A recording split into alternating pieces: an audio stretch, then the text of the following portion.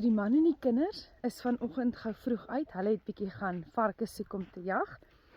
So ek gedink ek vat julle vir 'n house tour. Hier in ons buitehuis, Bear Camping. So ons begin, hierdie is ons, ek eet lekker droewors vir 'n ontbytsnack. Hier is ons wasbak, ek het nou net skorrelgoed gewas, ons kombuisarea. Hierdie is ons kombuiskaste, keteltjie. Hierdie is ons koskaste. Hierdie is ons kombuistafel. Heerlik, alles is hier so.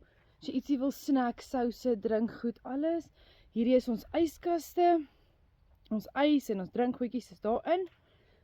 Daar's nog van hulle. Ons koskaste. Hier is bietjie die mekaar met lekker goedjies in. Suurdeegbrood, biskuit, vitamines, want die naaste wat ons hier kom aan groente is hoender. Hier is ons sitkamer. Kyk. Kacheltjie is aan die brand. Ons het daar agter is ons, wat se kant toe, stoof. Ons het lekker stampmieletjies wat daar besig is om gaar te word.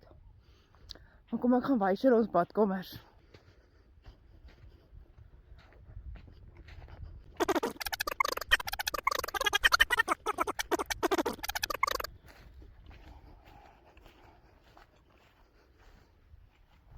Hierdie is ons handdoekreëlings.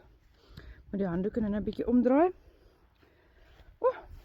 Hierdie ene is ons vloer maatjie. Hy word droog. En dan ja, hierso is ons het dubbelstorte. Pragtige muur. Vreeslik argitektuur. Al ons badgoedjies. Dis nou die onderkant van die stort. Dis ons liggie. Hy werk met 'n battery. En so ons gebruik net sonkrag hierso by ons. Daar's hy. Onder een boom. En kyk net daar. Daar's nog 'n mens. Dis die wonderlike ding. Jy doen hierdie saam met jou vriende. Moet jy deur die sitkamer loop na die kamers toe. So hier is een kamer. Hierdie is ons gesin se kamer. So hier's hy. So binne-in is dit nou chaos. Want al twee matrasse het afgeblaas. Daarom nie heeltemal nie, maar ons moet hulle nou eers weer afblaas en dan die beddens opmaak. Hier is die klerekaste. Hele gesin in een plek. En dan natuurlik is hier nog 'n liggie. En ja, daar's ons Kak de Toilet. Badkamer met 'n uitsig. Kom ek wys julle die uitsig as mens binne sit. En laat weet my of jou badkamer so mooi uitsig het. Kyk, kyk, kyk. So, de toilet.